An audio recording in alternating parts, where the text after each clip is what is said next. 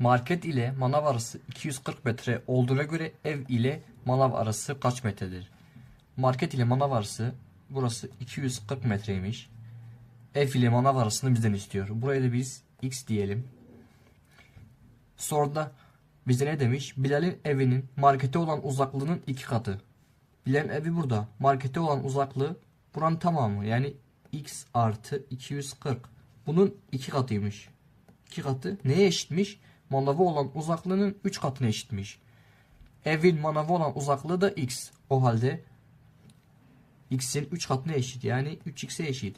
Buradan dağıtırsak 2x artı 480 eşittir 3x'e. X'i kaç tarafa atarsak x'imiz buradan 480 çıkıyor. Bizden ne istiyordu? Ev ile manav arası kaç metredir? Zaten ev ile manav arasında biz x demiştik. O halde x'imiz 480. Sorumuzun cevabı da 480.